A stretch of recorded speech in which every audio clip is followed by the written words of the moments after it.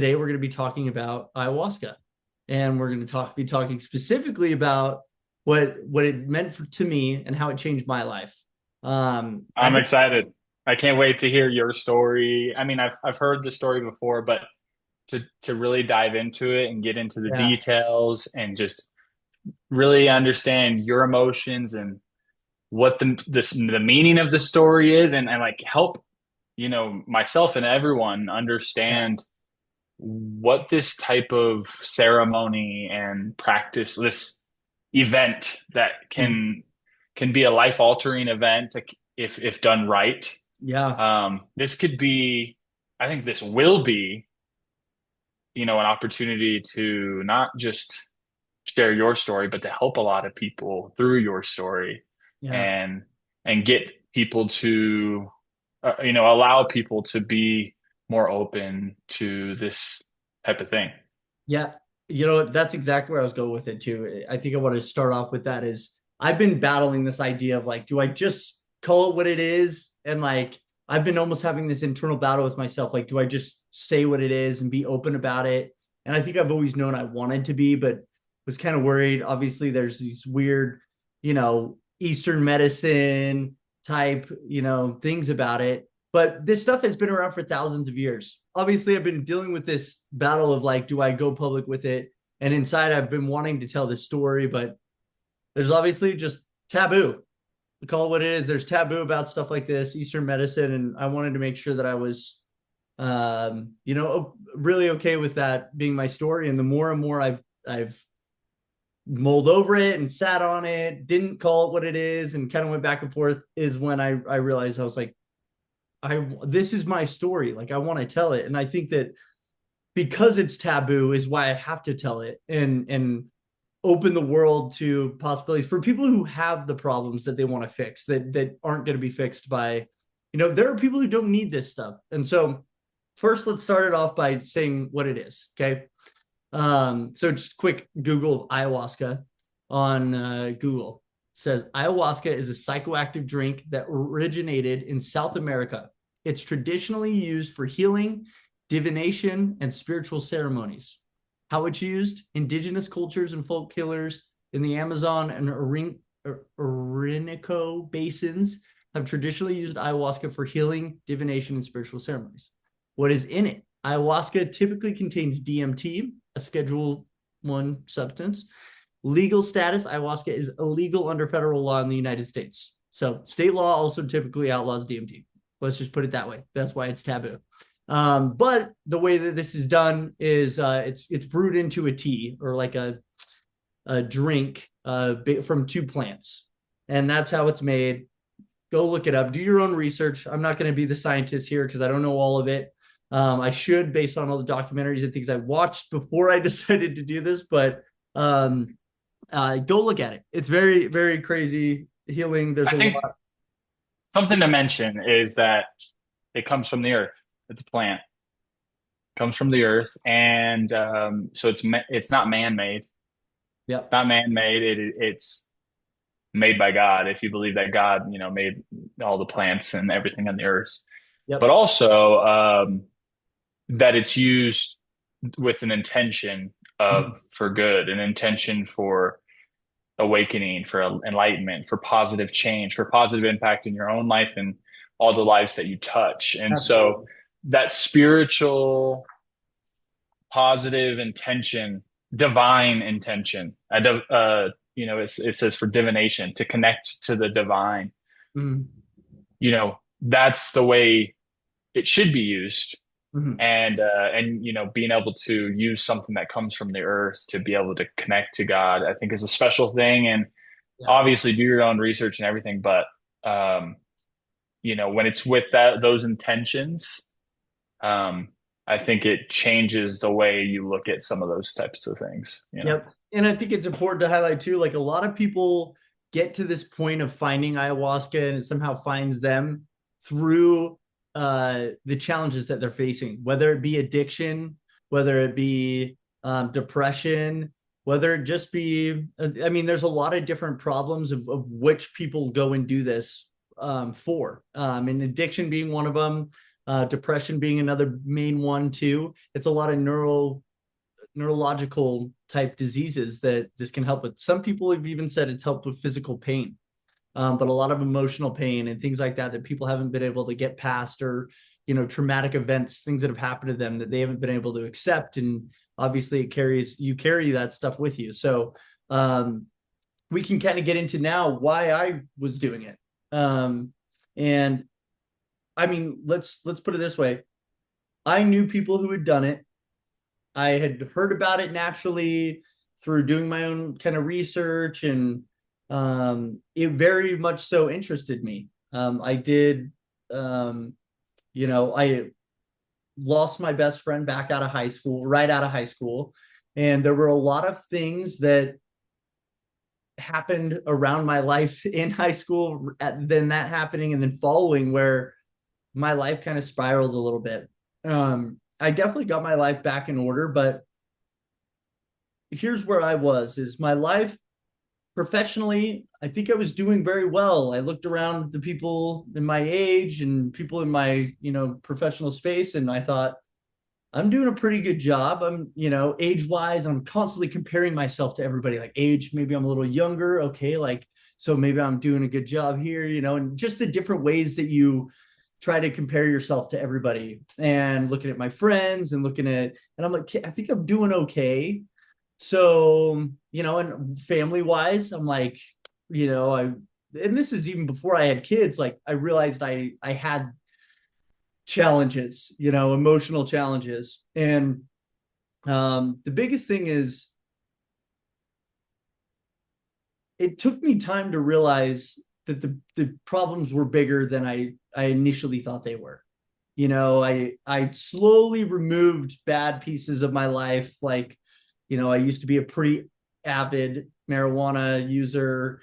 I always drink, like every day I would drink. I took my Adderall every day, and that then intensified how much I drank. And there's just a lot of things. And I was just a user, in that sense. Like I just was addicted to substance in general. It wasn't like I was way off the edge with any one thing. It was just that I always used. If there was, if there was drugs accessible that were, something that I didn't deem bad, I would do it. Like it was pretty carefree, but I was like very high functioning. So, and I knew, Well, go ahead, sorry. something I want to say is like, I think something like a stigma or like just like an outlook on the world and people that people fall into is they look at people who, whether they like smoked weed or do any types of drugs or alcohol, a lot of times they can like be like, have such judgment on on people who have addictions in those areas. Right. But the truth is like, if your addiction is like you watch an excessive amount of TV, or It you could be like, anything. it could be anything, or you like have an addiction to food or addiction to all these. Everybody has these different addictions they battle in life. And if you haven't had addiction, you are one special person who has not experienced that type of thing. But the majority of everyone has in some way. So just because yours doesn't look exactly the same as someone else Yeah. doesn't mean you're that different. Everyone's pretty similar as far as like they've experienced that in some way. I think No, that's it's a something I'm passionate about. Yeah, it's a great thing to point out. And I think like for me, it was, again, this was numbing. This was a crutch for me, like I was carrying a lot of pain. I was very uncertain about myself at different points in time, and very uncertain about like what does life mean? Where am I going? And what do I want to do with my life? I think so many people have a huge challenge with that. And there's so many opportunities to do so many different things now, that it's hard to like choose something to do. And that in and of itself can be crippling. But anyways, just going through the life of all this, right? And I was battling through, and I slowly kind of got off different things, and my life would get a little bit better. And I always though had a challenge with Adderall. I was on it at such an early age, Vyvanse, Concerta, like all the different kinds, and I was on it like middle school, and for 15 years or so, into my adulthood. And I think that, like I hated it when I was first put on it, and I knew, but then it became a crutch when I was an adult. It's like, oh, well, I can get ahead of my colleagues. I can work harder. I can work longer hours. I can get way more done and, go, go, go, go. And at what sacrifice though? And that's like what, and I'm saying, I firmly believe nobody needs to be on it. I think that society's got it wrong in making us feel that we need to get ahead through these things. We need to medicate so that we can keep up with and even do our job at the level that they're expected to be done now. I think that's the challenge, is that our society now hasn't reset. We have more technology to do more in a shorter amount of time, but instead we're expected to do 8 times as much as we were 10, 20 years ago, right? Like it's only multiplied what you're expected to do in the job duties. So my belief is, and I'm not ditching on anybody that takes Adderall or Vyvanse or anything like that. Like I took it for 15 years. Like, trust me, I know the benefits. I just personally believe that your true self is the self you should have. You should be, Yeah. and that's your best self. And that's when you can really grow your personal self. You can't grow, I don't think, if you're, stuck in the same mindset and given the same like drug all the time to help. I mean, it's all affecting everything. It's all interconnected. So I think Yeah, that it's a remedy to these things.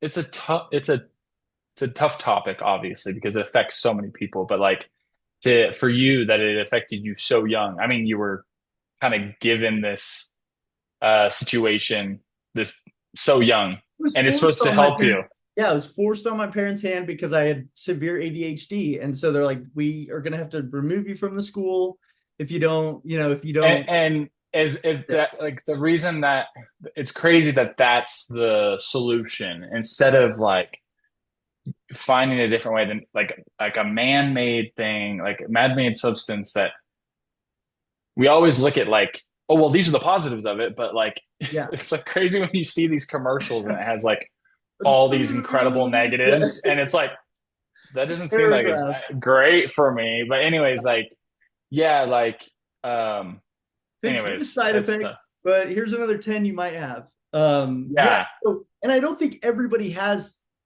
I don't know that everybody has a neurological challenge that I had when I took Adderall, but I do know this, that Adderall, the salts, the instant relief stuff, and why I tell people do the extended release stuff. Don't do the salts, because the salts, what they do is they make your neural pathways create more neuro signals than your body will naturally generate. Now that's just not okay. So that's why you get Oh that my gosh. feeling, and that's why people can keep taking more, because it'll just keep forcing more. Whereas the extended releases, the Vyvanse, that takes what you already naturally produce and just prolongs it over time. So I do say that is a better of the two, healthier than two. I don't know that, but just on that one thing, I feel like Yeah. probably better naturally for you. But at the end of the day, for me, this was the biggest struggle for me, especially in my professional life as I got older, and in my life as a husband, as a father, because I wanted to get ahead and I wanted to grind and I wanted to kick ass at work, but at what cost? And I was kicking ass. I kept going to smaller startups because I knew I would like outwork, and work harder than everybody, but then I would drink more, and then I would play video games till the wee hours, and then I'd go to bed and I'd be up early again, and so my sleep wasn't healing. Like nothing was healing. I was just working my body to these extremes. And again, some people can go to sleep on it just fine. I know Jade, when she took it, was like she'd go to bed just fine. She didn't have the same side effects, but for me personally, it was extreme in every direction, and it just enhanced my addictive traits, my addictive qualities of like more, more, more, more. I didn't eat healthy. It negatively impacted a lot of areas of my life. And so getting forward to, the ayahuasca thing, I really was feeling at a point in my time, and I tried different times to get off of it and keep working, and obviously keep working, but like work and try to find a better way. and I do it for like 6 months, and and then I just be like, dude, I just can't find a rhythm to where I can work and keep up with the demand that's being asked of me while still on it, or while not on it. And so and again, this was a couple of years of me going 6 months, maybe even longer, and then getting back Yeah. and going back to the So you doctor. feel like you Okay, feel like you couldn't win because you're just yeah, like, I feel like this isn't right for me. I feel like it's not healthy. It's not healing. I'm like having other areas of my life that it's affecting negatively. and you'd be like And me then, have a big fight, right? Because you're drinking so much and you're always playing video games so late and da, da, da. I'm like, I need help here, this, that, right? And like, I didn't, and my problem was you don't understand what it's like feeling like this all the time, and I'm carrying so much weight, like this baggage, this pain that this was causing. yeah. And Um, it almost feels helpless because yeah, you're like, because you keep trying to fix the thing that you know is hurting you, yeah. but then your work suffers I'm trying or to, your yeah, energy make more suffers. good. I'm trying to, So yeah, it's like either way I'm losing. Either way I'm like I'm like my life is negatively, yeah, you're losing yeah. either way. That, It's a lose and it lose. I didn't have peace of mind. Like I couldn't find a peace of mind without a substance. And I mean, I'm taking edibles, I'm drinking, I'm like just trying to combat the Adderall, like the highness to dumb it down, like calm me down, slow the burn. And so anyway, this is what it came to be is I was finally like, I did go sober. I did do different stints of like, okay, now I'm not on Vyvanse, not on Adderall. Now I'm gonna start working on like the alcohol, try not doing alcohol and like, nicotine and all that kind of stuff. And like, how do I just get off of this stuff? So I got rid of nicotine, pretty good, pretty consistently for a long time. Then I, was trying to quit drinking, and I just realized that like drinking was so involved in every aspect of my life. Like even when I wasn't taking Vyvanse, I realized I was still drinking. I like at night playing video games, whatever. Everything we did social wise was around drinking, drink and watch games, drink and play games, drink and go out. Like it was nothing. And I'm like if I'm gonna do it, I'm gonna do it. Like I'm all in, and like that's where my relationship is very unhealthy with a lot of these things. And so for me, but I also wasn't happy. Like there was an underlying fact of why I was doing these things too, and kind of just like not being sober. Of like, oh, well, work's over. I'm crack a beer like right when I get off work, and Yeah. wasn't I knew something was missing. And so then I went through trials of this. I was off Vyvanse for easily a year. Um, and trying different things and trying to meditate, trying to incorporate different things. And I know we talk about this all the time. Like if you are trying, you may not find an answer right away. Like you have to be determined as shit to like get through these tough times. Like when you went through your life changing, you're like, I'm moving back in with my mom, and I got to get away. I got to be pot committed to just continue Yeah. trying, and But that eventually, wasn't right away. That wasn't even right away. That was that's that what I was like mean. after 2 years of trying to like make Of changes. trying to figure out a medium. You're like, maybe there's a balance of this, maybe this, and not Yeah. things like us, but I think that it really freaking helps when you have, hey, I'm trying to figure this out. And then there comes a point in time when you realize I need to take the leap of faith, and Yeah. you finally do it. Well, I had heard some friends who had done the ayahuasca, and their stories were, I'm not going to share their stories because they're personal to them, but they were so impactful to me and to my family that even my mom, who's not an advocate for pretty much any substance at all and never has been really, except for her wine, but she was even saying, she's like, Taylor, like I'm concerned, and like I actually think this may be a good idea, like it could be a good option for you, and again, I looked around. I know I have three incredible children, beautiful children, amazing children that I love being around. um Beautiful wife, amazing home. We have our house, we have three dogs. We just have so much going for us. I have so many great people around me, so much support. And I just wasn't satisfied. Like I remember crying to Jade a couple different, crying to my mom on the phone, like just different things that I was like, I don't know what it is, but something's missing in my life. Like I just know something's missing. And that was kind of it for me, as I was like, I feel like I'm trying so hard to find like Taylor again. Like I'm like, I don't know what's missing. Like I have so many great things. And as I'm going through this change, I'm just not seeing like what's the point.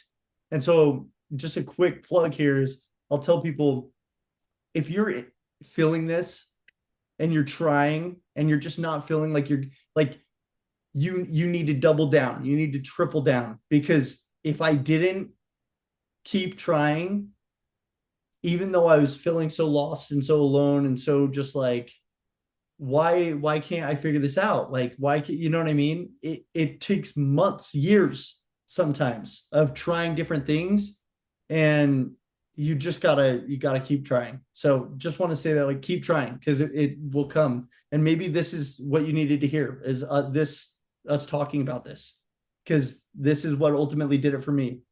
Well, we're talking about ayahuasca. And before I even met with this person and met other people on the phone and talked to people who had done it, because I started finding people naturally as I talked about it, finding out siblings and other family members have done it. And it's just like, I was like, what the heck is going on? You know, I watched dang near every documentary you could find on YouTube and different things, and was reading about ayahuasca for probably a year and a half as I was going through this journey. So not all the timeline matches up in what I'm saying here, but like I was researching this because I knew about it and was kind of looking into it. And A seed was planted, and you were like, granted, yeah. And so it took time. I was looking and definitely like, interested. I just didn't know. And I think a lot of people start this way. It's like it calls to you, and it you know when it's time. You're like, I'm ready. And I committed to it and signed up, and I had it coming up, anyway. And there's a lot that goes into it. You have to kind of cut out salt for at least a week. You have to, no that's caffeine, wild. no dairy. Like there's a lot of stuff I wrote down here. No alcohol, no dark meat, no dairy, no caffeine, like all these things, no salt for 1 week. And anyway, so you have to really limit your food because that can kind of get in the way of the medicine. But I wrote down all this stuff. So I'm looking in my journal, like this is before. I wrote new beginning, and in quotations, I am willing. That was my thing, is I'm willing to take this journey. The reasons for taking this journey, I said, to find more joy in my life, to reconnect with myself. Like, what is Taylor missing? I said, I don't know what I don't know. Find more peace and patience and rediscover my spirituality. So I wrote things like feelings before, and I dated them, 1 week prior, nervous about what I might reveal to myself from deep within. 1 week out, scared to shit myself. 1 week out, worried I won't let go of myself and let my guard down, because that's a big part of it. He's like, you have to be willing to submit, and that's a part of the purging process. That's why I said I didn't want to shit myself, because you purge, you throw up, you cry, you, like, people purge in many different ways depending on what the pain is that they're letting go of, and just purge differently, cry and different things. So and it's a very tough experience, I'll say that. 5 days before, excited for the journey and what I'll find. um Afraid of the unknown, but I know I am safe and will be taken care of through the group and the leaders.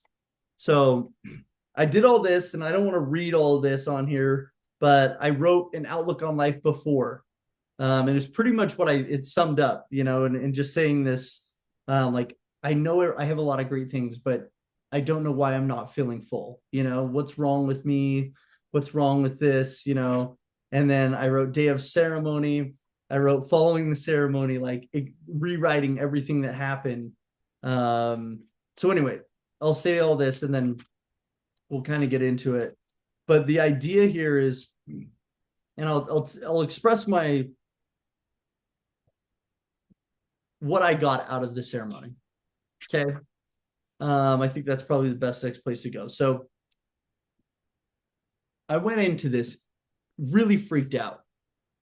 Probably a lot of people tried different, maybe you haven't, maybe you have tried psychedelics back in your younger years, and I just didn't want it to be anything like that. I did enough of the fun stuff back in high school and our party days of whether mushrooms, whatever. And I just didn't. I wanted it to be more than that, right? Granted, I never did any of those in a ceremony, a spiritual ceremony setting, but um, I just was that was my biggest fears. I just didn't want it to go in and be like, oh, that was fun and whatever. By no means, Yeah. by no means did anybody sell it that way, right? Everybody said it's tough and it is like a juggernaut, a mental juggernaut. Like you go through, you have to relive things that you've done, that you've been done, stuff's been done to you, and you experience. You have to relive these things as if it's real right now. So Um, it's like this isn't something that, yeah, you're just gonna go have a good time. You're not going to get high. This is something that is you're going to maybe go through hell. You're maybe going through something that's you're suffering. You're choosing to suffer, but have effectual suffering, something a suffering that has um, meaning behind it, suffering that has positive impact on you. And I think that's important. I love how one of the things you said in your journal was that you're willing, yeah, to be, in the scriptures, it talks about like, the thing that you need to be able to change is a broken heart and a contrite spirit, which another way to say that, I believe, is a willing heart. You've got to be willing to learn, willing to change, willing to admit you're wrong, willing to admit that you need, changing. But you can't change a man who is not willing to change. You will yeah, never be able to help someone change if they're not willing to change. The person has to open the door, open their heart, open their mind, and take the step into. There has to be some type of sacrifice for it to be really effectual, some type of suffering. yep, And the fact that you're going into that despite whatever it takes, even if this is going to be super uncomfortable and I'm going to have to, go through the pain. mm-hmm. It's you're like it's worth it because I'm not doing it for that. I'm doing it for the result of Yeah, hopefully I can break free, have some yeah. freedom from what I've been battling. Yeah. Yep. And you can, I was going to say too, like another reason why I wanted to share this story too, which I thought was, um, I obviously a lot of people's stories, but in Aaron Rodgers' Enigma, his thing, he shares his whole second episode of his Enigma.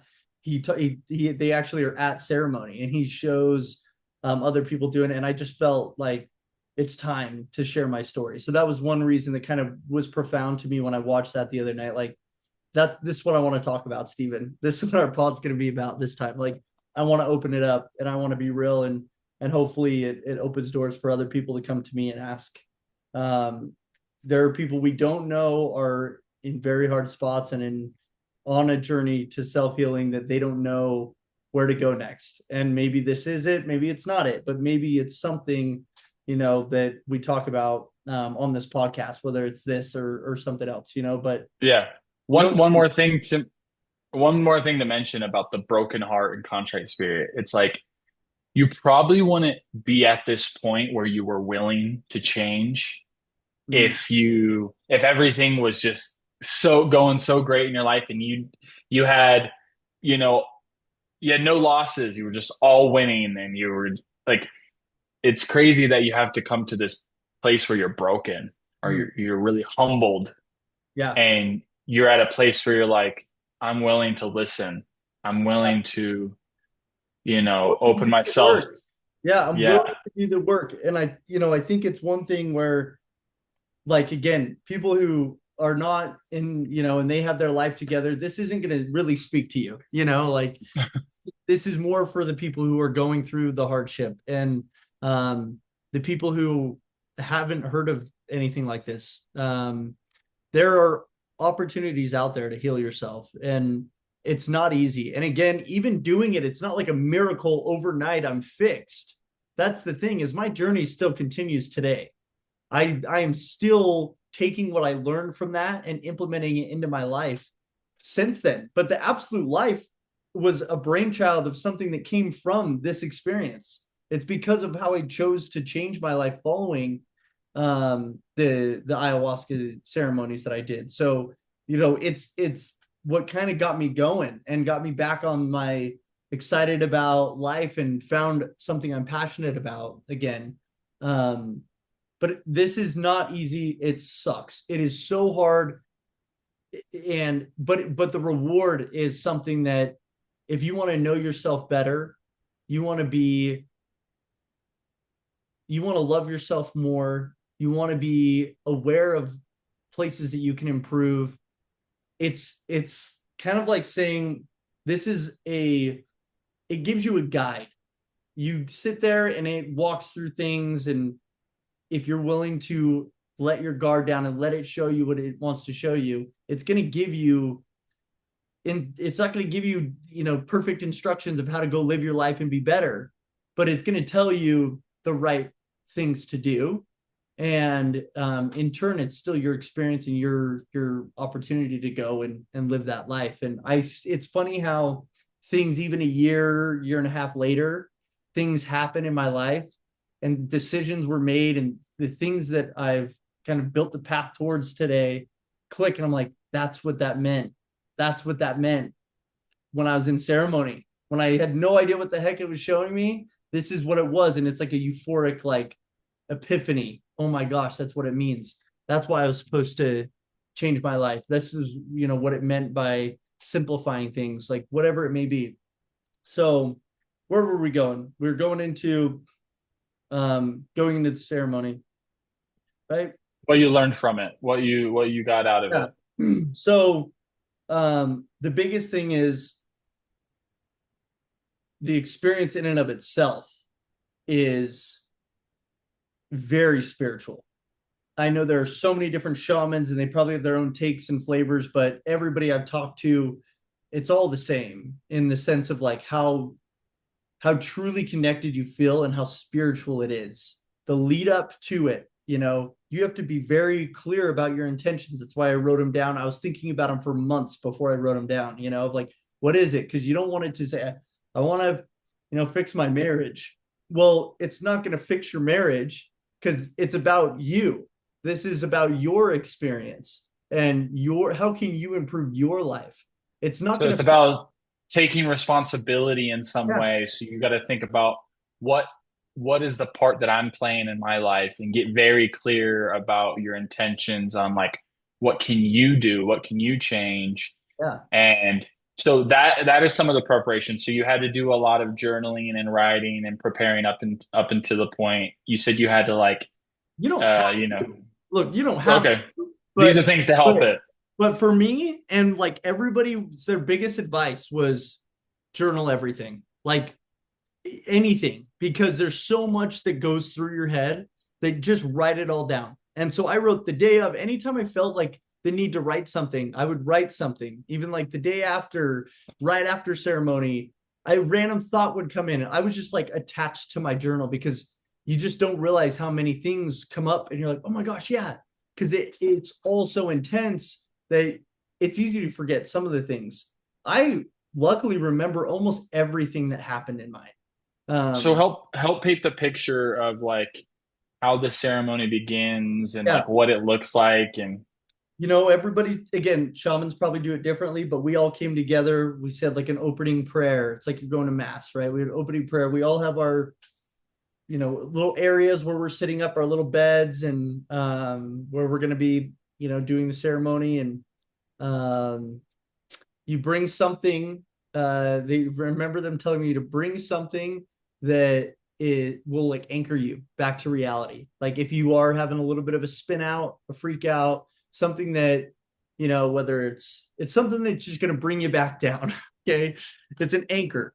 But they say, probably not pictures. You don't want to like look at a picture funny and have it trip you out, or anything like that. But like something like, maybe it's a childhood blanket you had, right? Or like a cross that was given to you from your grandma. It could be a wide array of things that are personal to you that you're like, I look at that every day.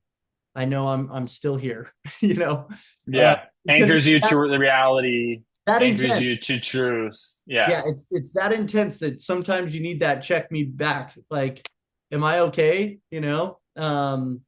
So we all we all, if you feel obligated to share, we kind of went around and shared. They walked through, how the ceremonies can kind of go, what to expect, and just different things like that. Not that they didn't already before, but just more personal and intent. Make sure your intentions are very clear again. And it's almost like bottling up years of therapy is what thousands of people have said, and I think it's the best description of it. Years of therapy in hours. That's like the only way to really justify it. But if you're going to shorten that, you got to go through a lot of pain, and a lot of pain up front. So you got to pay it forward almost. It's like paying your attribution, right? Attribution, whatever. But it's like paying it forward, and Yeah. that's why I think like everybody, you purge out the bad energy, people say. So then they kind of go around, everybody, some I've heard they call them to the front, you go up there and you drink, your whatever, Your um, medicine. medicine, and each person will go up and drink theirs. In our case, they came around to each one of us, and they did like a little crystal swing thing, like to say how much they should do for each person. So it's kind of weird how it all works and makes sense. And so we all do it, and then they start playing music, and you're just kind of sitting there waiting for it. And our shaman was playing music intense, like brought a U-Haul of different musical instruments, didgeridoo, like all these crazy cool drums and chimes, and it was just an epic, surreal experience. So kind of like a sound bath while you're Yeah, like like kind of while you're doing beginning. it, and it's super intense. I mean, I just remember it being so intense. The music is just taking you over. Well, then everybody kind of it starts settling in, and kind of all of a sudden it starts creeping in on you, and then the purging really hits. And I feel like anybody who's had a bad trip, who's done psychedelics, it's kind of like that. You're having a bad trip and you want to get it out of the way, and you don't know why, and you have this ball, and you're trying to just like this ball of energy in your stomach, and you're like, I just want to get it out. And other people see it as they're getting rid of the bad energy they've been carrying around, and the stuff like that. And that's how they see it, is they're puking out bad demons they've been carrying and different things like that. Well, for me, it's like I totally agree with that. Like you're getting everything out, but I think it's also the pain that you have to go through to be shown what you're going to be shown. Like it's, hey, you got to go through this. Like you got to find balance up here, and you got to be willing to submit. And it's so much like life. You just have to submit to the chaos and let it show what it's going to show, because you really don't have any control over anything except for how you react to something and how you choose to do something. You can't Yeah. control anything else. And that's kind of what it's teaching you, is like, you need to let go. You need to let go. And there was a lady there who she fought it the entire night through two different cups through the entire night. She couldn't find a way to let go. And so she had a horrible night. And I've heard of people doing this. They fought a whole night. They did the second night, and they finally were able to like let go. And then they were able to like be shown, the beauty of it. Because I'll tell you, once you do get through that purging process, the beauty on the other side, it's as close to God as you can ever be. The experience, it's so real. It's so it's just so it's real. Like it's you just know it's real afterwards. It's such an assertion of your belief, if you're looking for spirituality, if you're looking for, like, I don't know how else to say it. Somebody who's had a very spiritual moment where they can feel the presence of God, that's what it's like. You know that it's okay. And you know that there's a reason you're being shown what you're being shown. It's not a coincidence that thousands and thousands of people have gone to, if you go to look at rhythmia.com. Rhythmia is a place down in Costa Rica where they do these. It's a 5-star hotel. All the movie stars have done it. Sports stars have done it. Everybody has gone to this Rhythmia, and they literally have on their website what they call like miracle percentage, and it's like at 95% of thousands, tens of thousands of people who have gone through there. 95% of them have had a life changing experience. There's a reason for that, right? Like it's not um, some fake, and the White Lotus is a prime example of like, what people maybe see on TV, as a show, but that's, I think, psilocybin. But the idea is that this isn't wrong. And that's what helped me determine whether I was going to do it is like, there can't be thousands and thousands and thousands of people who have done this, who are fighting much harder addiction problems, life threatening problems, suicide problems, like all these other things that I wasn't quite in any extreme area. But if they had these life changing experiences, like why could it not help me? And people who, and again, like me, I was just walking around with a cloud over my head. I wasn't like suicidal or, anything. I was just like trying to figure out what's wrong with me. I'm in this funk and I feel like I've just never really outgrown it. And I think that's the important thing is that the success rate's incredible if you take this the right way and you approach it the right way. Now, I don't want to talk through my whole journey and get all like into the specifics of like what I saw and things I had to relive. I think that's more for one-off conversations, but I think it's important to say how this experience changed my life. So I went into it, we did 2 nights of it. First night was really focused around my family. I saw ways I punished, my kids. I saw me and Jade's relationship. I relived our entire marriage to sum it up. And I was crying, like sobbing. And again, purging. I was watching the same thing over and over, and I had to relive something I did, and it was so painful. I remember yelling, like, why are you showing me this? Like again, because it just kept making me rewatch and rewatch, and it was just pounding it into me. And I was so angry and I was crying. I was angry at myself. I was crying out of frustration at myself and mad that I had to rewatch, this thing I did. And that was kind of my first night. But no matter what, after you get through the pain, at the end of it, it just hugs you. You hug yourself. I remember hugging myself, just like literally hugging myself, smiling and crying at the end of it, because it's almost like it shows you all this pain. It shows you what you need to be better at and work on. But then it immediately, after going through the hell that you go through, euphoria. It grabs you and it tells you you're going to be okay. You tell yourself, you're good, man. Quit being so freaking hard on yourself. Like this life is hard. This is not Yeah. easy. And you're expecting perfection and you're expecting like this is not what life is. It's about how You we have an increased love for yeah, yourself. your meter.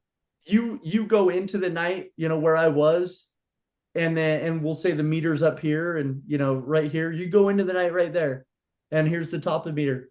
And you go up and you drop all the way empty to where you are just like this sucks, like I'm in hell.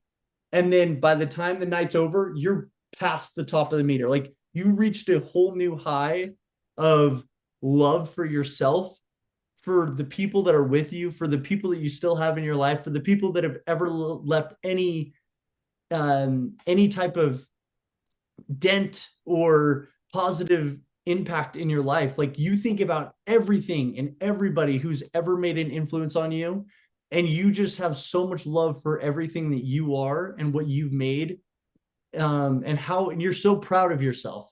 That's what's so Yeah. incredible is like it beats you down and then it immediately tells you and shows you why you are so great, and you're hugging yourself and you're just so happy. And this is my experience, but everybody feels that way. They say it's the hardest thing I ever had to do. And other people have told me they've seen people in ceremonies like hitting themselves, like because they're like reliving stuff and they're punishing themselves and whatever. And they, hey, like, are you doing okay today? The next day, at Rhythmia and stuff. And they said, dude, best night of my life. Like, best night of my life. I can't believe like how big of a change this made on my life. And that's Yeah. what that could be one night for people. It could be several nights of this. It's not, a one size fits all prescription. It's how are you going to handle it? And again, you could fight it for a whole one night, and then you have to wait until the next night, and it kind of continues. Hmm. Um, I think this is things that we can learn from this. For me, like listening, um, everyone in their life in different forms, in different shapes and sizes, has had an experience where they didn't feel like doing something, but they knew it could be good for them. It possibly could be a good thing to do. mm, And they say, you know what, I'll do it. You end up getting, maybe you get convinced to do it by a friend, or you like decide, you know what, I'm just gonna go to that thing that I should go. Maybe I'm gonna go to the church one day, or I'm gonna go for a run, or I'm gonna go to this movie. I don't know whatever it is, these random things that you just have this opportunity to do something you feel like you should, but you don't feel like it.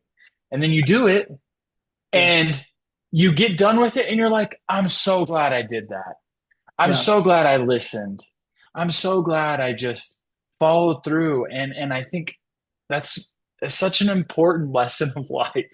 hmm, The majority of things that we do, and when we get into these addictions and these habits that are not good for us, or, in today's world of instant gratification, instant dopamine, instant pleasure, in hmm, different ways that you can get that, we're not doing things because they're good for us. We're doing things because we get instant pleasure, instant dopamine. And the majority of things that are good for us, hmm, we don't do them because why? I don't really feel like it.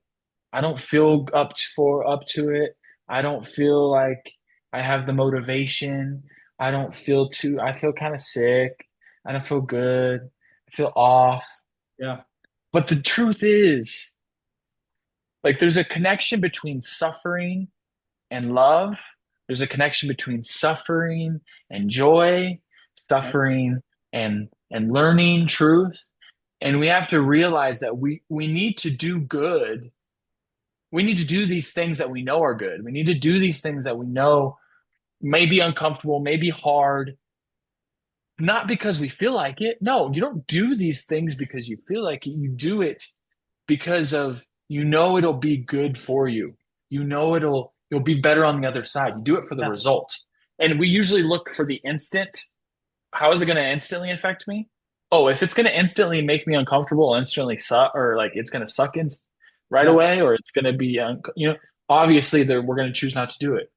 uh-huh, But if we look at the result, I mean, like, the truth is all those things that give you these instant gratification, these instant joy, these instant pleasures that we know are bad for us.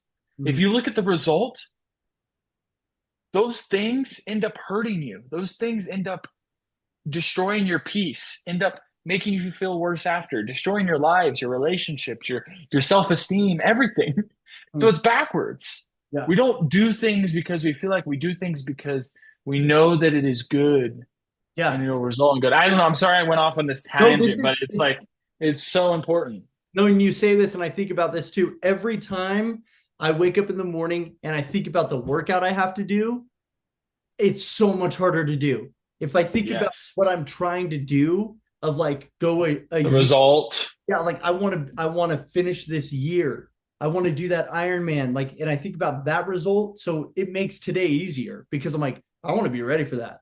You think about the end result, the goal, and it's just like you wake up in the morning, it's like, oh, like, why am I waking up early to do this? Like, again, you're thinking about right now. You're not thinking about future state. But if you think about future state, it's easier.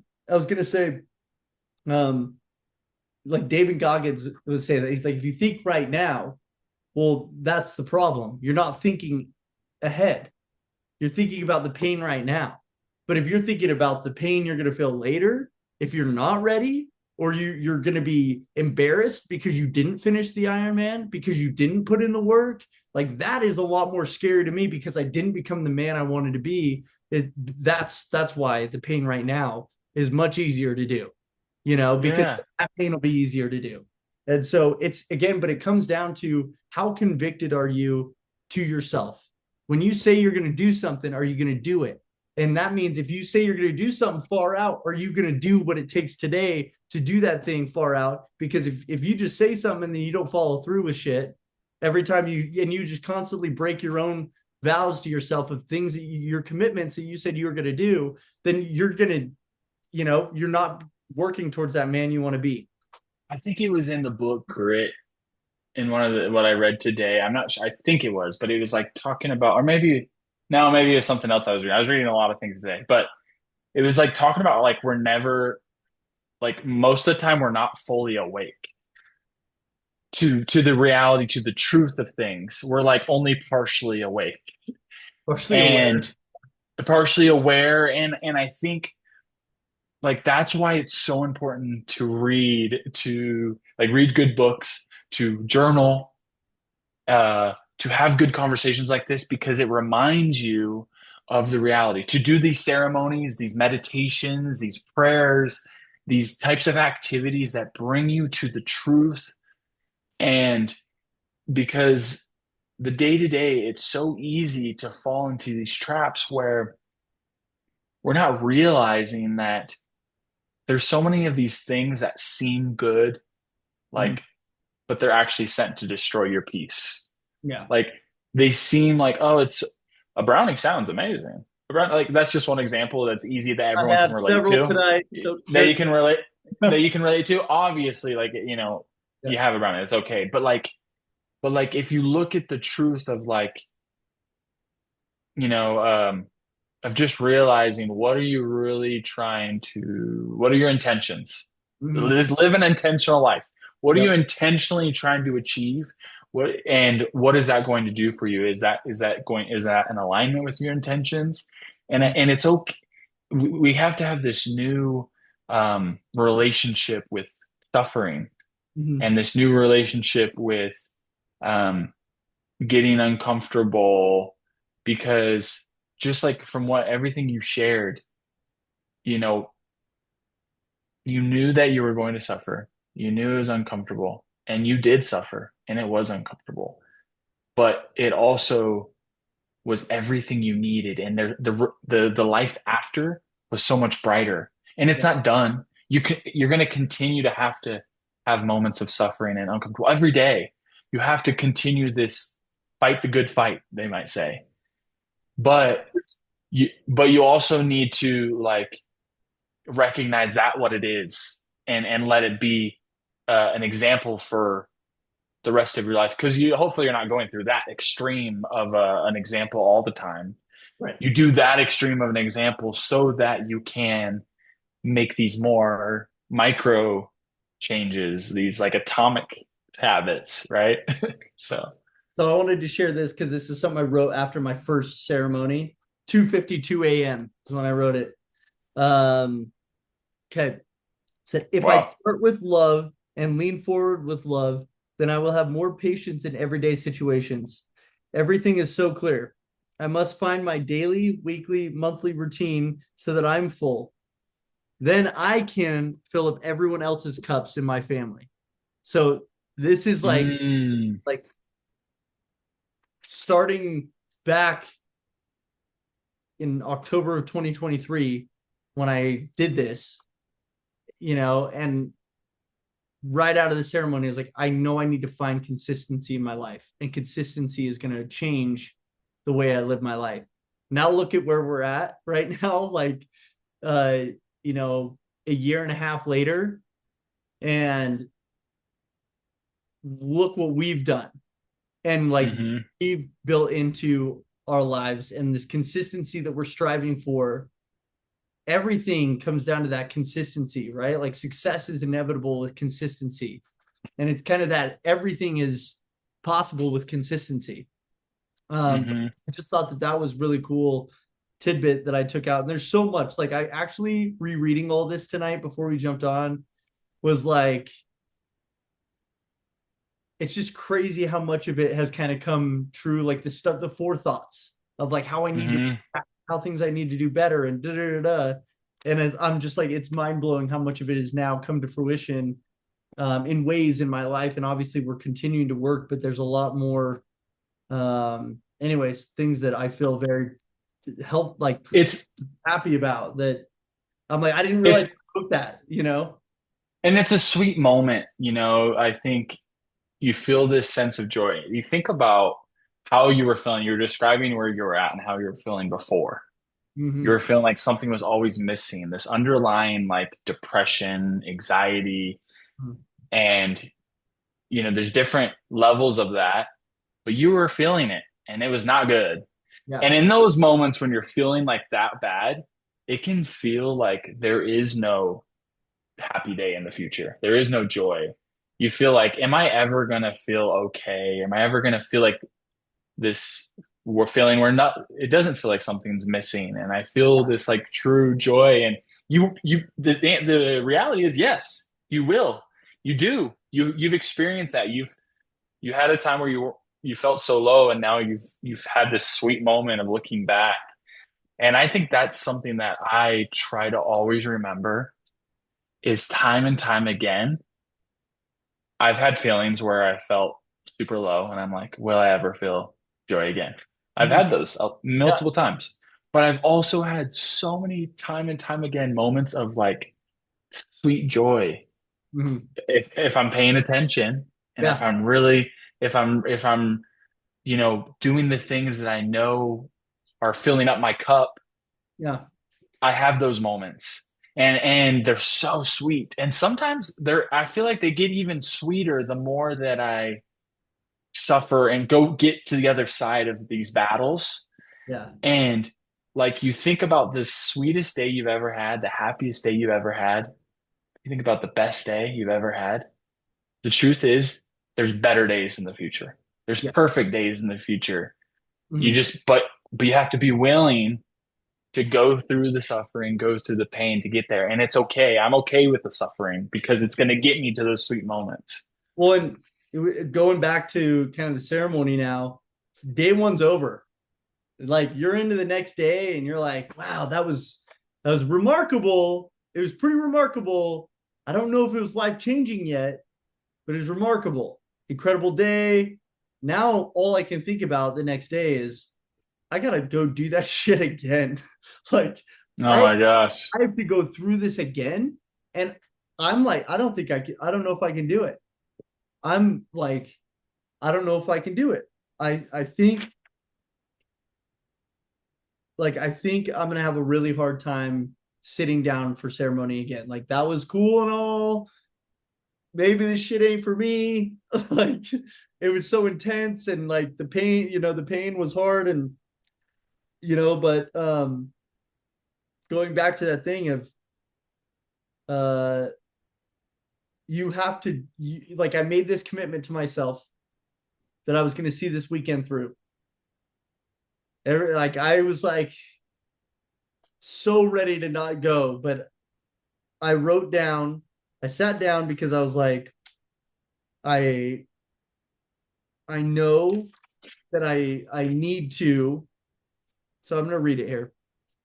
I'm feeling good yet uneasy. My brain is telling me you are good, but my heart is telling me to submit to the ceremony. Like I'm good. Don't need to go. Even now, Yeah. knowing the feelings, the visions that I might see, there are nerves building up. Although as I sit here writing, my nerves start to escape me and I feel more calm. So like just that practice of journaling, like just started writing that sentence and writing how I felt. And I was like I could feel it start to simmer down. Do you think when you write, energy flows out of you?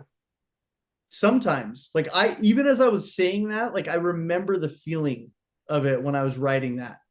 And sometimes it's Because practice of like doing stuff and I write to write, but my brain, like with my ADD, like I'll write and I'm like, what yeah, right? Like what yeah, the yeah, yeah. heck? You have to find a way to Really kind of focus. focus to That be able intent. to release. But Yeah. like, if you think about, sorry, I don't want to get too off topic, but like if you have this bad energy or negative energy or unworked out energy, energy that you really need to kind of work through, um, if you were to write every day, to journal every day, and Yeah. you're getting it out, and then you're filling yourself with good, you're getting out of the bad, and you're filling yourself with the good because you're Mhm. seeing what you write. But then also think of the opposite of going weeks, days, weeks, months, years with never journaling and all of this energy built up that you haven't That's worked really through. how this was, though. I wasn't journaling until this because everyone's like, you got to journal for this. So then I didn't even know what I was doing. I didn't even know how to journal. I was just like, I'm just going to write my outlook on life. That'll be a good thing to look back on and see what was my outlook on life. And I wrote pages of it just because like I didn't know exactly how to say it or what to, I should focus on. I was just like, what do I think? What's my outlook on life? And so that's what I did. Um, so I said, when I think back to how I felt last night at the end of the ceremony, I wanted another cup because I wanted to surrender more. Like it was so good at the end, and the euphoria, the love, and everything. You're like, okay. I was like, I know that I have more healing to go through, and I'm committed to seeing this weekend through at all costs. I'm beyond ready to experience the closing ceremony, and know I will appreciate it all because of this, the journey that medicine will take me on. In quotations, I am willing. I've told myself Mm. this throughout last night and today. I am willing. With this in mind, I know the medicine will give me exactly what it intends and exactly what I need. I am willing. And that was Wow, that's day, powerful. day two of the ceremony. That was just a short blip I wrote to re-certify myself like, we're going through with this. Like, we got this. This is what we said we were going to do. Even though you're all twisted right now, like, this is what we're going to do. And sure as hell did I do it. Um, Well, and how I did read in Grit today where like it's like 80% of the battle is showing up or yeah. something like that. Yeah. So it's like Yeah, I love just that chapter, dude. Chapter three hits so hard in Grit. yeah, just being willing to show up Mhm. and is so powerful. How many times like that I've like not wanted to do something that I know I should be doing. Yeah. I just showed up. I just started it. I just started writing. I just started whatever. And just by showing up and starting, you Yeah. find your way. And I think whenever you have something hard that you know, just show up. 80% of the thing. If you can show up, you're gonna surprise yourself, that how successful you can be. Yeah. And this is what's crazy is that second night is what where rubber met the road. Like I went through a lot the first night. This second night, I just wrote, it's just, I'm just gonna show it. Can you see? Just wow. That's how I started. Your 2:40, mind blown. 2:42 a.m. I was just like, So wow. it always ends at like almost 3 in the morning. It's some go till the sun comes out. Like it just depends on like what the group is doing because you all kind of end Yeah. time, and it's weird how it's like perfectly like clockwork. It's just so weird. Mm. But this second night is what really I felt like I connected with God, and this is what really showed me the power of life, the power the world has, the energy around us, and everything that we live with, and the opportunity we have of like what is presenting itself to us every single day.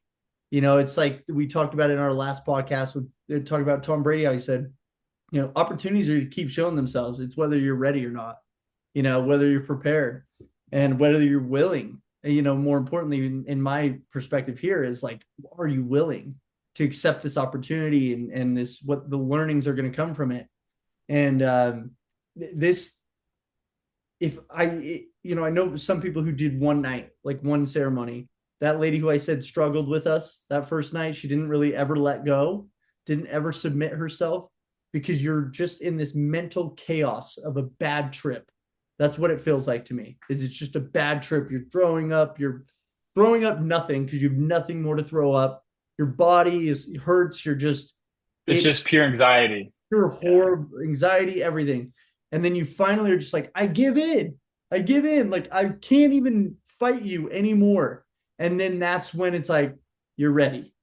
Now you've paid the dues. Here you go. Now I'm going to show you the dinner plate and the miles of desserts of any choosing, you know.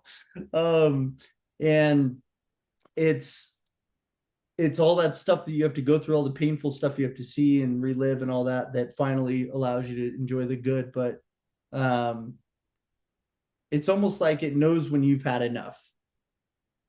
And you know when you've had enough, and that's when you finally give in and you let it give you the experience and show you what it needs to show you. You know, it's weird how Well, I mean, it's like we talked about. I mean, you can't change someone who's not willing. And yeah. submissiveness and willingness, like they go hand in hand. Like you're Mhm. not going to be open to, the lessons of life, Yeah. what God's trying to teach you through this source or this way, through other people. Like there's so Yeah. many different ways that we can be open our ears to listening, open our like we could fight it and be like, no, I'm good. Nah, I have my way. But like to be submissive, to be willing, to be open to understanding. Yeah. Because open to understanding, when you're actually submissive and you're willing and everything, like you don't care about being wrong or care about like you have things that you need to face and Yeah. So but you know what I mean?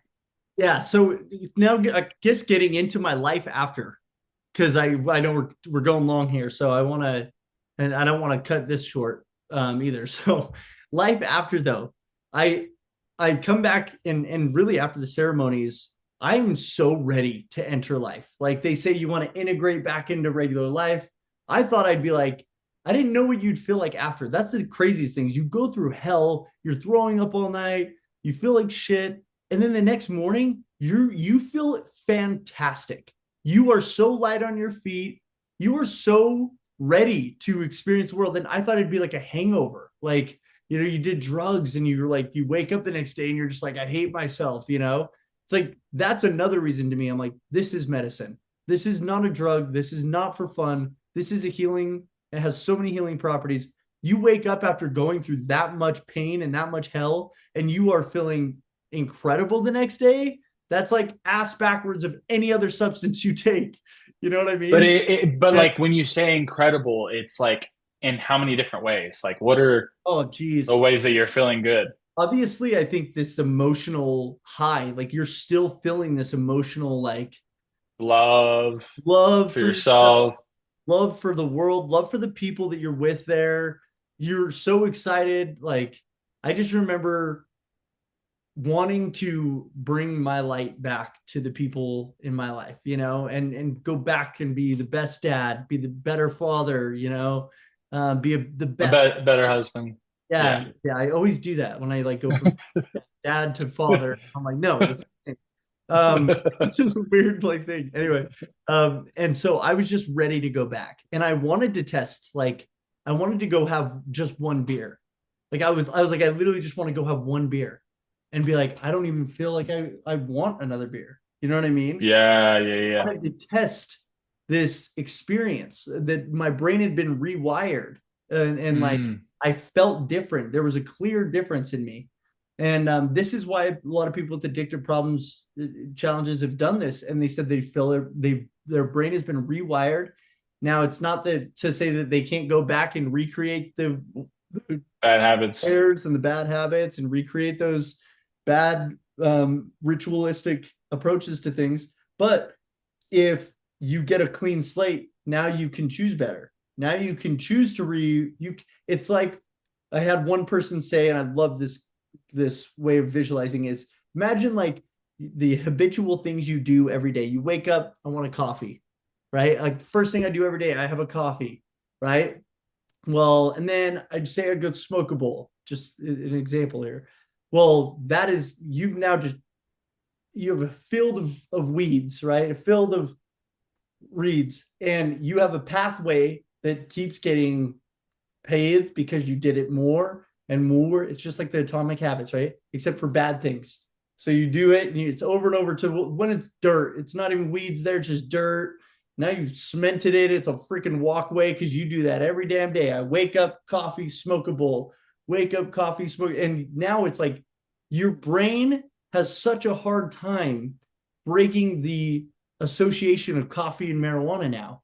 Now you're like, I can't have coffee without smoking weed. Like Mm. you just Or I associate. can't even like wake up and go throughout Yeah. my day without it. Yeah. So this is what I'm saying. And then it's like you have all these pathways of all these habits that you do, good or bad. And so you look out and you just see a bunch of pathways.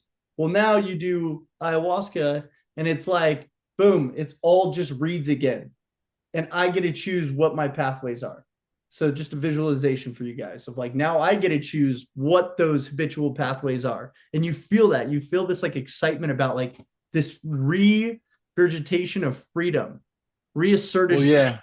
that you're like, wow, I can choose anything and I can make the difference. I can choose whatever I want to do today.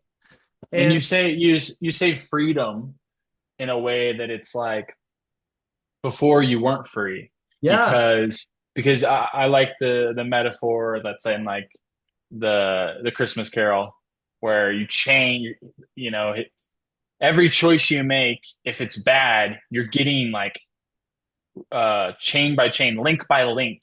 yeah, You're chaining your arms and your legs and your yeah. mind. You're chaining yourself down where you're no longer free to like make good decisions. You feel like I can't change my life for the better. I can't. I really am struggling to make these positive changes Because because everything's I'm now chained connected. down. Yeah, and everything's connected to one another. And so it's like you Yeah. can't place one, it's impossible because then it impacts this and it impacts this. Yeah. So Yeah. But then to have the clean slate, it's like every chain's been broken mm, and what you're it felt like. free. You're like, now I feel lighter. I don't have these Yeah. chains weighing me down. I don't have them holding me back. I feel like I can be a better person, be a better husband, Mm, father, friend, son, because you have this ability to you're free. You're yeah. free to. And so this was a huge thing for me. I felt like it was this is exactly like again, I just felt so ready to go back into life. So here's the thing. Journeys aren't perfect. And this didn't happen overnight. I went back and I did think differently and I saw things differently. And I realized, and I've been doing this since I got back. Still to this day, I'm re-looking at things and we talk about it at our podcast, like things that I'm like, man, I'm not drinking. I'm going this whole year sober, right? Like that's my goal. And maybe it'll be forever. I don't know. But like the whole idea was I'm just doing a social experiment, the absolute life experiment. I'm going a whole year of getting rid of all of the bad things in my life, any substance out, right? Anything that's not good for me, medication, alcohol. Um, Again, also like consumption of TV, like trying to get rid of everything and replace everything for 1 year with stuff that pays us back, reading, writing, that sort of thing, right? Exercise, Exercise, heavy exercise, good food, good good relationships, all the relationship, good things. being active, yeah. And so all this stuff, and I'm still figuring this out. Well, I say that there's like a before ayahuasca, and then there's an after ayahuasca period where I had to go relive the same ritualistic, same habits, same lifestyle I was living before I did my ceremony. I relived it for maybe 6 months, maybe a little bit longer, where I did do some drugs. I drank and I did get a little carried away with drinking again. And Jade was like, "This didn't help." She's like, what the hell? This didn't help. You're not changed. You're doing these same things." I'm like, "No, but I'm different." I told her, I was like, "I know, but I'm different." Like, and I knew it too. And it was almost as if for me, I had to go back and relive these same things and slowly go, yeah, no, yeah, no, yeah, no. And like, Yeah.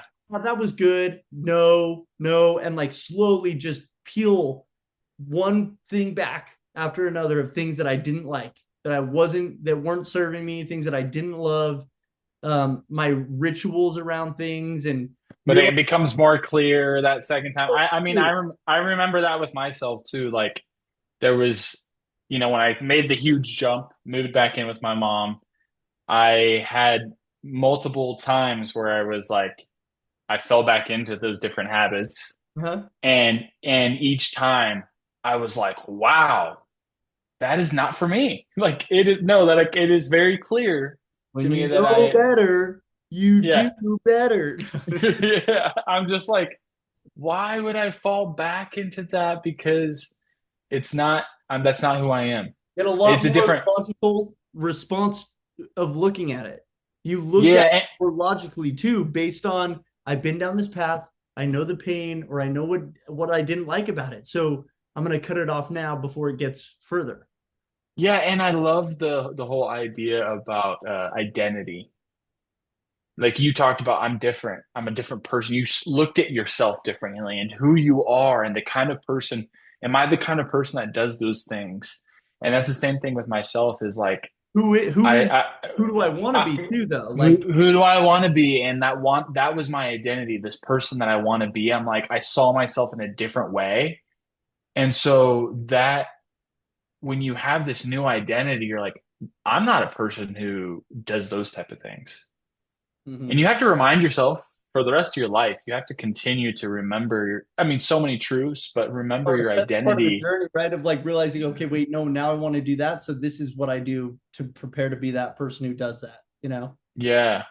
And Yeah. that, and seeing yourself in that way, reminding yourself of who you are. They talk about it like, it's like it sounds like a Disney movie type of thing. Remember who you are. Like, Yeah. but like, it's the truth. The most simplest things like that have so much truth to them, but like, um, you saw yourself in a new way. So you're starting to So that person does different things. that's when then I say there was a rebirth.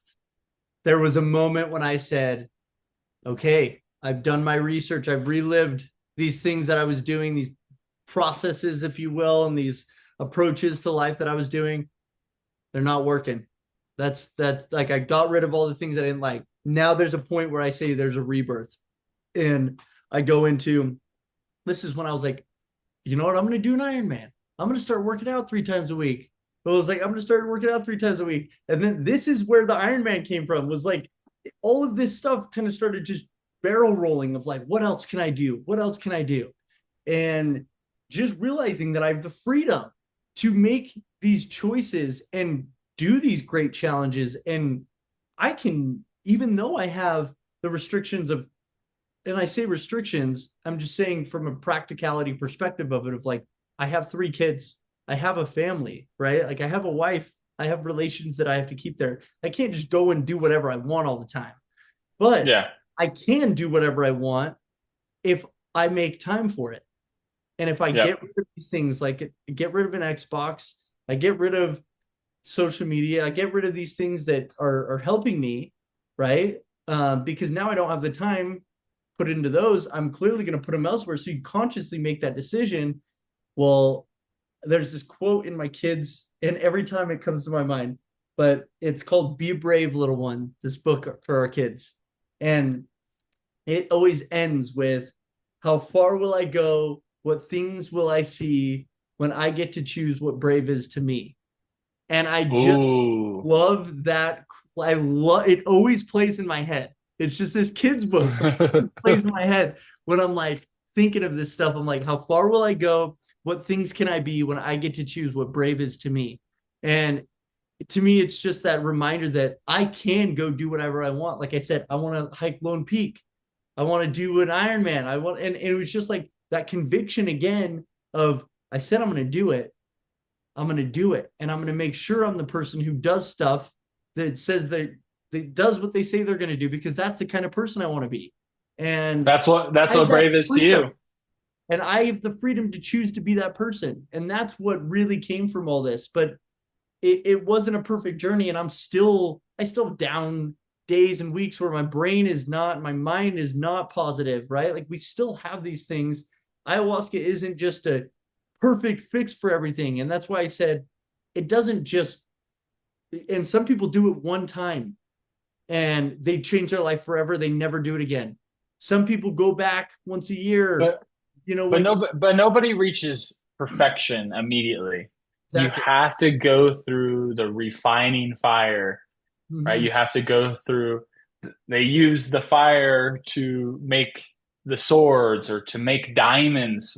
Diamonds are made through pressure Yeah. and heat.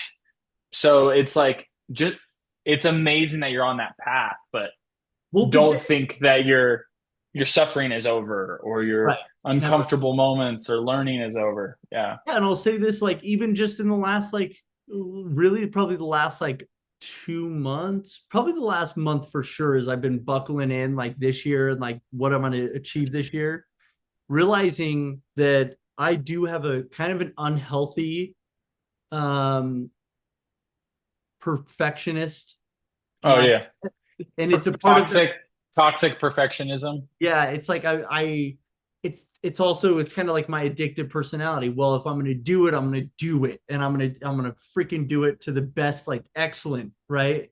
And it was kind of a reminder, and it's weird how these things come in and they happen. Like I was feeling a little depressed because I'm like just locked into my rigid schedule. Like last week, it was like 5 a.m. Boom, workout, boom, go to, and it was in the office every day each week, and I would just going, going, going, and I realized that like just getting stuff done all the time. And yes, I'm doing a bunch of different things, like, but my brain I wasn't healthy. I wasn't happy. And so you got to have leeway with yourself. And I almost feel like that's God's way of saying, you're going to get sick. I'm going to throw you completely off course. And There's a you're going to scripture that realize, says, "Don't run faster than you have strength." yeah, Right? it's like, You were running sit faster than you down, had strength. Yeah. sit down. You're doing, it's not that it's bad, but like, you're not happy doing this process either this hard. You need to find a balance. And it's just that reminder of like, and I can't tell you how grateful I am that I had that week, of being sick. I mean, God, no, I'm not happy I was sick, but like the perspective it gave me, and that I was told, calm down. You got time. You don't need to boil the ocean, my manager says, but Yeah. anyway, I just think if anybody's interested in this and they want to learn more, um, I know a lot of people who have done it. I'd love to share my story more, specifically about the ceremony, or if you're, looking for resources and things like that. I want to be an outlet to people. This changed my life. And that's why I wanted to tell my story, because I couldn't keep calling it a spiritual journey without being completely and unforgivably me, and saying like, this is who I am, and this is what, maybe it saved my life. I don't know, but it definitely changed my life. It changed my marriage. It changed my relationship with my kids. It changed my relationship with food. I mean, it literally has impacted every piece of my life, because it's that compounding effect. And the other people's lives, these are people who've lost people, who've gone through serious mourning, serious addiction. You should look at I'm gonna pull it up.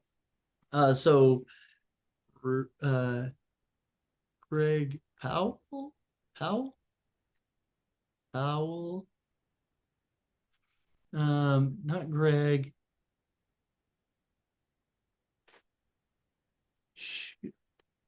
Well, you could maybe share some of the like we can put details in Yeah, yeah, the and it's I think it's Gary Powell, the guy who opened. He's the guy who started Rhythmia. mm, He said he was like, his story's great. I read his book after going to dinner with the person who, first really talked to me about ayahuasca.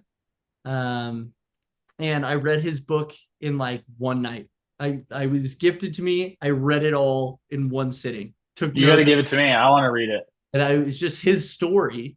Um, and but rhythmia is one opportunity for people. It's incredible. Everybody's 98% of guests report receiving a life-changing miracle. 17,000 plus satisfied souls since 2016. Like, Wow. and I So only almost like 9 years. and I almost went and did this. Yeah, so he was on this. I think it's Gary Powell. Um, yeah, his book was it's called like it's like shit the moon said or something like Oh, that. that's funny. Where um, but anyways, Well, here's the thing is like whether, I mean, obviously this is one of the, this is an opportunity for people if they want to go that route. yeah, And it's an amazing route. And obviously 17,000, probably even way more than just that, because that's just rhythmia. But like so many people have been positively impacted. this is just one place that yeah, exactly. But this is But 5-star experience. yeah, but if you just like, if you take what you can from your story, a lot of times like learn from other people's stories too, take what you can out of it. And then so how can you apply it in your own situation? Like the reality is that like you have to have moments where like suffering, look at suffering in a way like if you use it for good, if you're willing, like you said, that was such a huge part that you said you were willing to learn, willing to change. You had this broken heart, this Mhm. contrite spirit.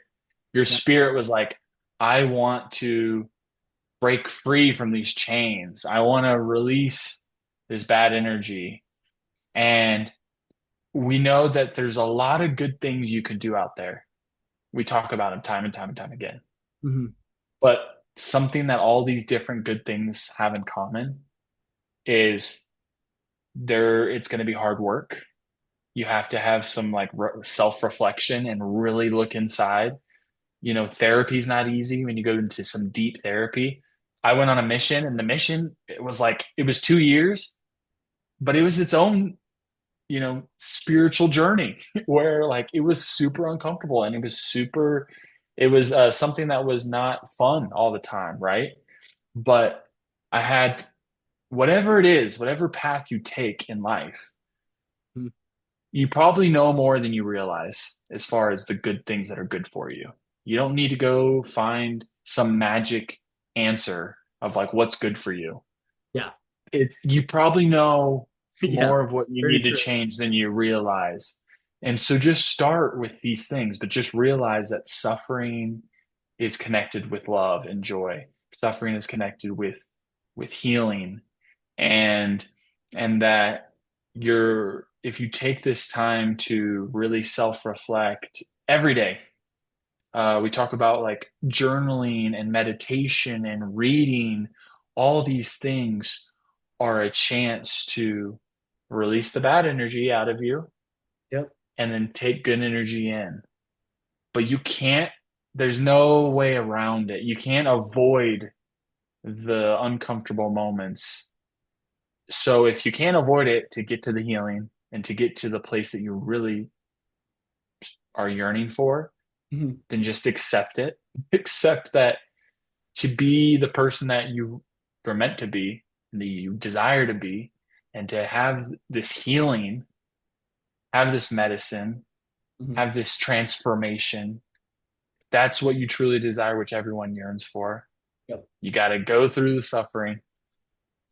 And on the other side, Ah, there's sweet joy. And you're going to continue to do it for the rest of your life. But yeah. start today and find your way. Yeah. And Right. I'll just again reach out. Like, please reach out to me. There's I just if this is something that piques your interest, maybe I'm the one that gets you on that path. Maybe I'm the one who tells you, it's probably not for you. I'm not saying this is the only way. But I just wanted to share my journey because I know that there are others out there that I think if they heard this, my hope is that this really does spark a plug and people want to reach out and learn more. And this is growing. I mean, it's blown up over the last couple decades in North America, and people are traveling out of the country to do it. And Like that's really the only way to do it, I guess. But you know, it's there are opportunities here, and so I want to be an outlet to answer any questions for people, and hopefully help more people like I've been helped. So sorry, I'm starting to ramble now because I'm tired. But Hey, thanks thank for you for sharing your story. And I know there's so much more of your story that we hope to get into in the future. But thanks for sharing all that you did, and I think you've already helped me, and I know anybody who's listening is going to benefit from it. So yeah, thank you for everyone who listens and has an open heart and an open mind to take what you can. And we're all here learning together, and we're on this journey of life. And you know, we're trying to take what we can to be able to better ourselves and fill our cups so that we can fill others. And we appreciate you helping us on our intentional path, on our journey. yep. Amen. Go live your absolute life, people. Let's kick some ass this week. Let's go. Woo!